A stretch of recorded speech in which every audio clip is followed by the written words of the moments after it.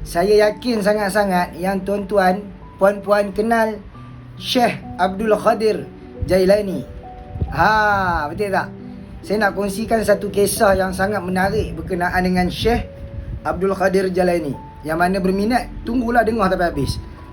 Okey, pada satu hari itu Syekh Abdul Qadir Jailani ni, dia minta kepada mak dia untuk pergi mencari ilmu.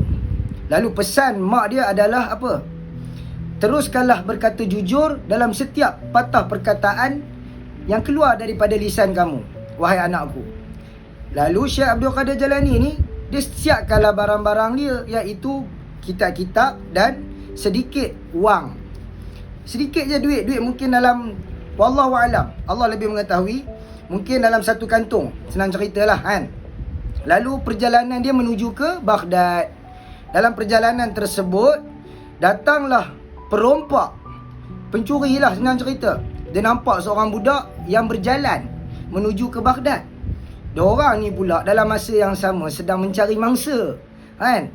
Memang diorang cakap jumpa mangsa baru. Budak pula tu, dia terus pergi kat budak tersebut. Lalu dia minta, dia keluarkan pedang dia. Dia kata apa? Kau berikan segala apa yang kau ada. Kau berikan segala apa yang kau ada. Yang dia cakap, yang aku ada hanyalah kitab-kitab dan sedikit duit. Lalu bagilah duit tersebut. Kitab tu kau simpan.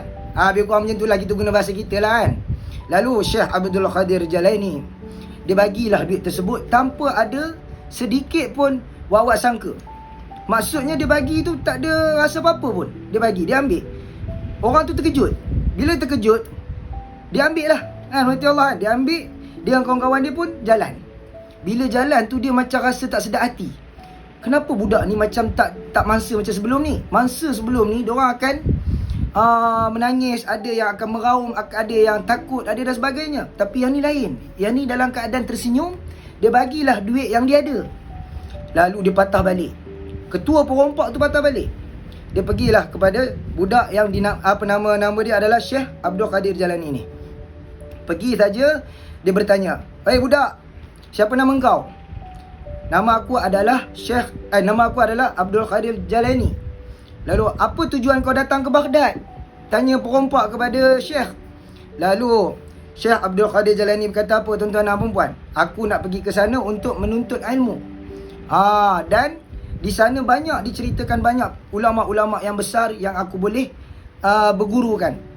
Jadi tuan-tuan dan puan rahmati Allah, kata kepada perompak tersebut, apakah barang yang kau siapkan untuk pergi ke sana?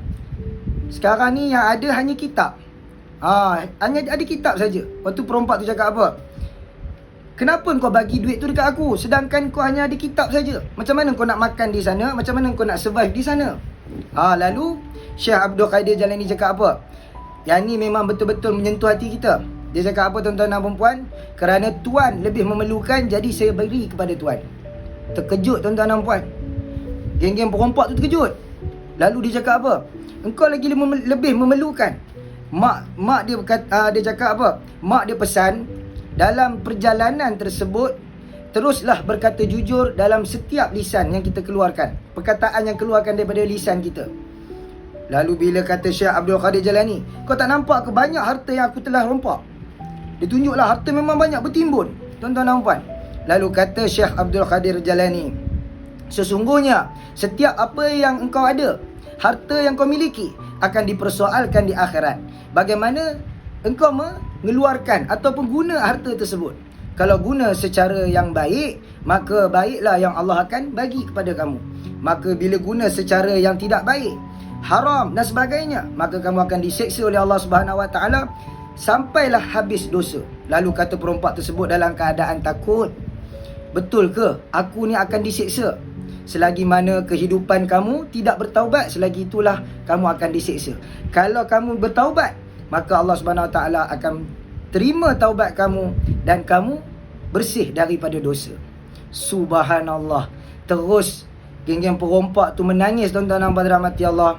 Mereka berkata, budak ini adalah bukan budak yang biasa. Budak yang akalnya hebat, tuan-tuan dan puan.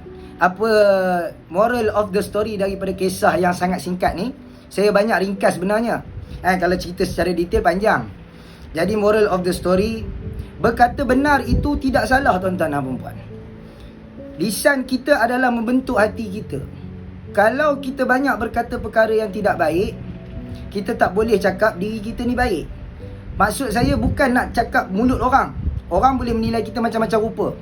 Tapi bagi diri kita, aku solat tapi aku tetap maki-maki hamun, aku baik lagi ni. Dalam diri kita cakap sendiri ni. Tak boleh cakap macam tu tuan-tuan dan rahmati Allah. Bila kita keluarkan kata-kata kesat, itulah punca antara utama yang menggelapkan hati kita. Jadi, macam mana nak didik diri untuk berkata perkara-perkara yang baik? Didik diri untuk sentiasa uzkurullah zikran katsira, banyakkanlah zikir pada Allah Subhanahu Wa Taala. Puji nama Allah, banyakkan selawat, insya-Allah itu adalah ubat bagi hati kita. Takwa tu penting. Insya-Allah boleh tuan-tuan dan puan rahmati Allah. Allahumma salli ala sayyidina Muhammad. Share lah kisah ini, semoga menjadi teladan kepada semua.